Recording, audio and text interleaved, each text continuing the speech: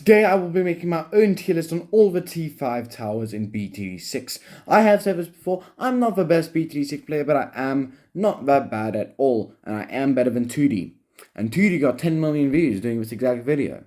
So I better get 10 million views, otherwise I will sue you. And like and subscribe to you. Yeah. Okay guys, first we're going to go over the tiers, and before that, there are going to be ads, and it's goofy because I'm in my browser.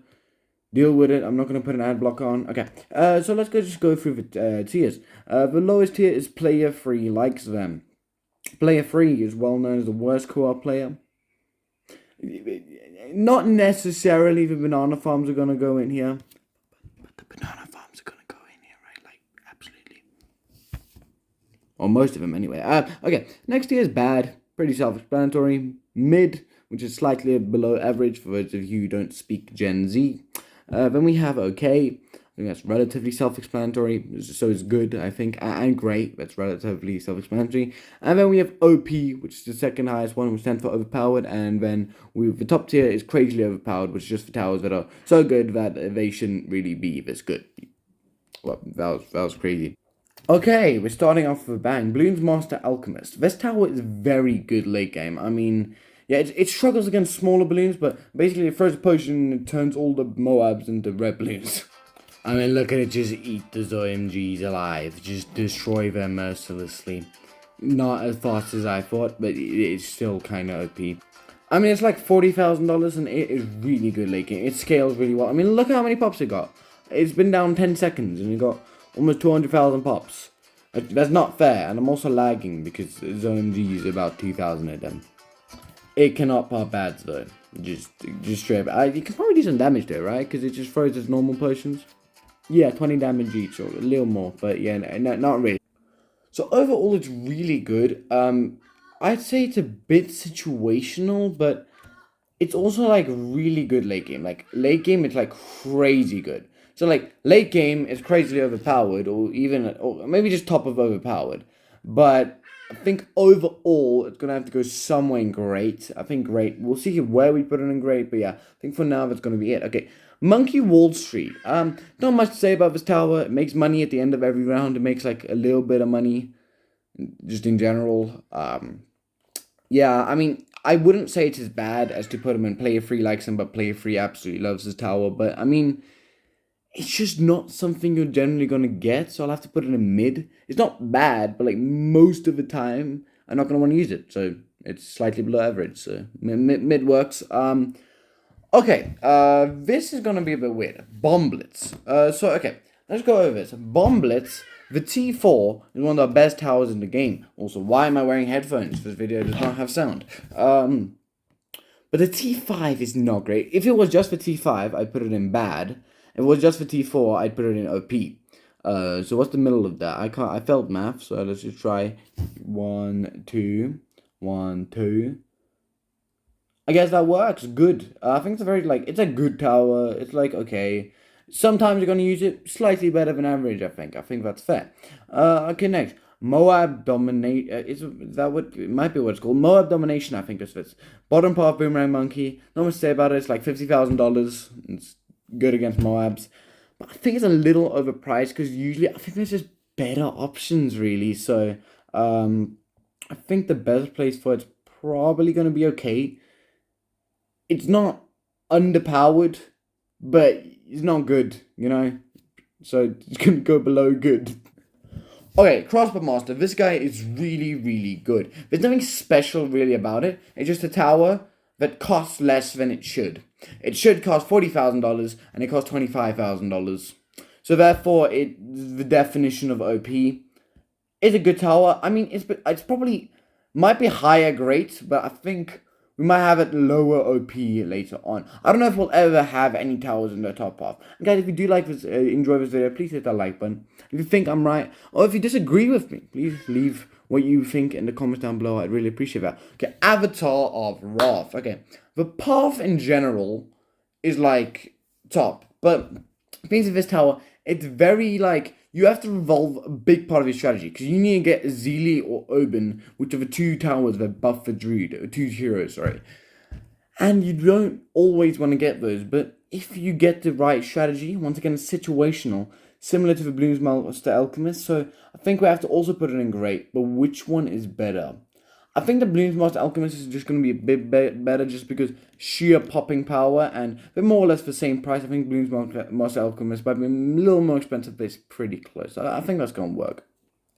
Okay, Super Glue. This is extremely situational, but when it works decently. That's why, like, it's the other ones were really good but situational. These are decent but situational. The only problem I'm gonna have it is when there's DDTs, and he can't see camos, or she, I suppose, but they can't see camos, so they can't see DDTs, so they can't even get the DDTs. Now I have to go get a village down, upgrade 2 times, which that's to damage my thing. It's already damaged. Look at this. You guys didn't want to see that, did you? Okay, Super Glue. Yeah, generally I'm just not going to want to use it, but it's not mid. I don't think it's on the same tier as Monkey Wall Street, because when you need it, so I'm going to put it in, okay, below Domination. I think that's fair. Okay, this right here is the most underrated tower in the game ever. It's not very good, but people say it's like the worst tower in the game. It actually get buffed. Before the buff, I'd say it was perfectly balanced. Now it's like really good. It's either low, great, or top good. Since we already have 2 being great, I wouldn't really say it close to Avatar of Wrath. So I'll just put it at the top of good, like that. Yeah, I think that's good. Okay, now we have the most overrated tower in the entire game, Icicle Impale. Okay, it's really, really cool. Like, really cool. The guy got a bazooka, and it's a ice bazooka. And it can also stun Moabs really well. So yeah, it's decent at that. But it's like $30,000. And I could get the crossbow master. So why would I get it? Once again, it's really situational. But not that great. I wouldn't play it for he probably does like them. But there is one tower in this game where I'm saving the bottom spot for. So Icicle Impale is going to go with bad. I know when you're really, really good at the game, you probably like Icicle Impale. Because you have to like micro it and then you freeze it. And then you like teleport to a different dimension. And then you get a Legend of the Night out of like for free or something. I don't know. ISAP, let me know. That's a Bloons YouTuber if you didn't know. Okay, Flying Fortress. Okay, it's one of those towers where really expensive, but it does so much damage that it's terrifying. It's this, Super Mines, and Legend of the Night, where it's similar. Like, they're not that expensive that you're never gonna get them, but they're that expensive that you're not getting them unless you have double cash and you're on easy. And you're going to round 100 or... Yeah, so it really does a lot of damage. It's one of those towers where, like, I just calculated, I just put auto start off, and I just calculated I can sell all this for $100,000. So I'm going to sell all this for $100,000 and get Flying Fortress. But it's really good. The BADs are still here, so I'm still lagging. So get rid of them. Let's send it against a round. I don't know. Let's send it against round, I don't know, 96. Let's see if we can solo it. Let's just see how it does. I don't think it can pop camos by default. It shoots darts. I didn't even know it shoots darts. Let's send the round and just see it destroy this round. I mean, look at it. You can't even see the balloons. Look at all those bombs just sending through the sky. And the darts. Oh my god. Yeah, the alchemist potions are not doing much of that. Okay. It beat it without like seeing anything. Okay, we can try a further round. It'll still probably be a 119. I think there's a BAD on that round too. And let's send it, see how it goes. Look at it. Okay. It is getting pretty far and it might beat it. But, I mean, it's getting damaged immediately. Like, this is really good tower if you can get it down. So, once again, it's one of those situational towers, which is good. We need towers like that. But I actually think it's probably going to be better than these two. Just because, like, the sheer damage. But Crossbow Master, I think, is a bit more accessible. So, I'm going to put it on OP. Because I think it's OP, it's overpowered. But it's not quite as good as Crossbow Master. I don't want an ad, bro. Leave. Ad, leave. So if you guys don't know what an ad is, here's an example. Hit that like button. That didn't need to be in the video. I sincerely apologize for my actions. Okay. Trade Empire. So this might be the most situational tower in the game. So if you just get this tower down without anything else, it's absolutely player free like them. It's just here. But if you get a bunch of T4 marketplaces, if you guys didn't know, T4 bottom path banana farm boosts it majorly. And if this also boosts the T4 of this path. So if you get it right, and especially if you're on an all water map and you don't have space for banana farms, it is really, really good. I think it's better than Monkey Wall Street, but not by much. I don't think it's as good as Super Glue, so I think once again it's going to have to go mid. Probably the two worst money-making towers in the game, just because they don't really do anything else. Yeah, probably the main thing that makes it slightly better than the farm is because it does like a tiny bit of damage. And also you needed to get a Paragon, so that too. Okay, another water tower. This tower is really interesting because it actually used to be my favorite tower. Maybe not now anymore, but I'm gonna just try and not be biased. This tower is really, really fun.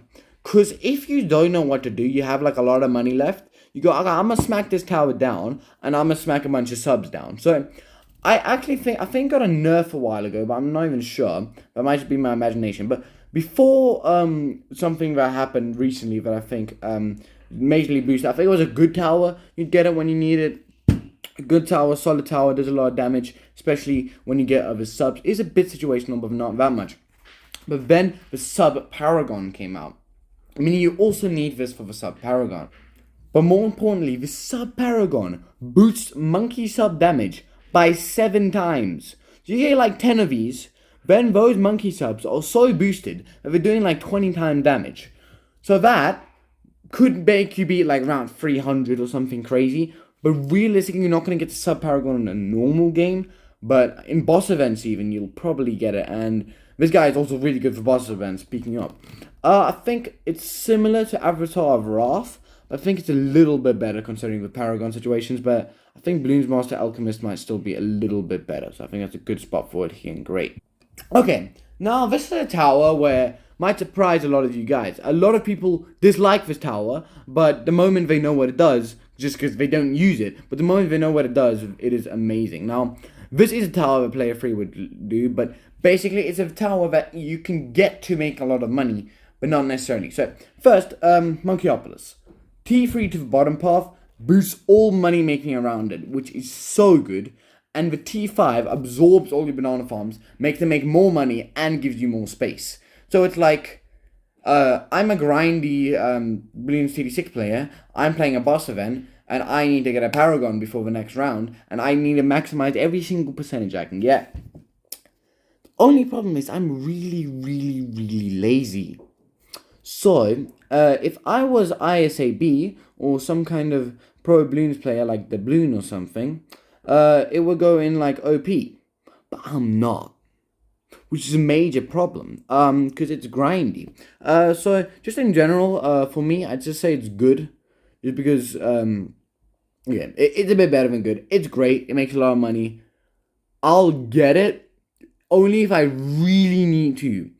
And the video requires me to. I'm not going to be playing off-camera Bloons BTD6. I'm going to be grinding, getting this guy down. Like, come on out. Okay, next might be one of the other most underrated towers in the game. Bloon Incineration. So basically what it does, crucial part of this is monkey knowledge. Because basically, the T5 does a lot of damage, and it strips Fortified off of DDTs and other things, but mainly just DDTs. And it also strips off the camo and lead properties. But the T4 can't do that unless you have a monkey knowledge. And I play Bloons BTD6 pay to win. So I do have the monkey knowledge. So, for people who don't have the monkey knowledge, this is like a good tower. People who do have the monkey knowledge, it's the bottom of great, maybe. Just probably behind Monkeyopolis, because Monkeyopolis peaks higher than it, you know? Okay, now we have another overrated tower. We're keeping it underrated, overrated, you know, like that. Okay.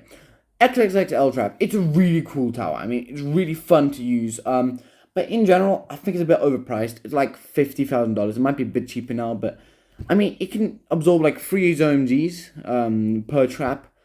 But I mean, how much, like later rounds, considering there's so much Bloons, it is likely that Bloons are quite easily going to get through. And it can't do anything to BADs, like absolutely nothing. So that's just like, it's like the Bloons Master Alchemist. It's just substantially worse because it attacks like 3 times slower. So I'll have to put it below the Bloons Master Alchemist, but it's okay. I mean, it's okay. So let's put him in okay. But I think it's better than super glue and mob domination. So we'll put it in the top of it. Okay, I think that's good. Okay, master bomber. I think that's a weird tower because the T5 similar to what do you call it? Bomb blitz. Because this tower like the T5 is like. I'm gonna get it sometimes. It does okay damage if I have the money. Why not? But the T4 is so unbelievably broken. It's funny. I actually have a video on how broken the sticky bomb T4 of this tower is. So that's why I say like the T5 is okay, and then the T4 I'd actually say in extremely crazily overpowered. So I actually think that it's slightly better than Balloon Crush. Not Balloon Crush, sorry. Bomb Blitz. So I'd actually put it in the bottom of great. We're putting a lot of towers in great, so actually let's put it at the top of good. Okay, I think it's worse than Blue Incineration, so there's no reason to flood up a great tier. Okay, now we have another really underrated tower, Elite Defender. So this tower has a long history of getting buffed, then nerfed, then buffed, then nerfed, then buffed, then nerfed. I think lately it did get a nerf. Before that it was like great, or no, probably higher than great, probably OP.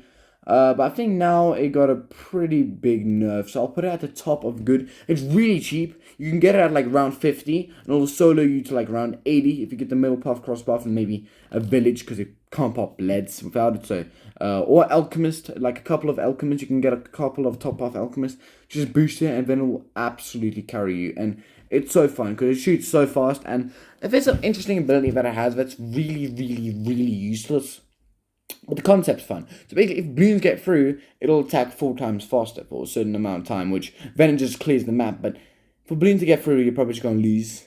But once again, you can get it pretty early, so it's like, I'll take it, but it's probably not going to matter. Okay, now Permaspike. Okay, Permaspike was hands down the most broken tower that we ever saw in BTD6 in history.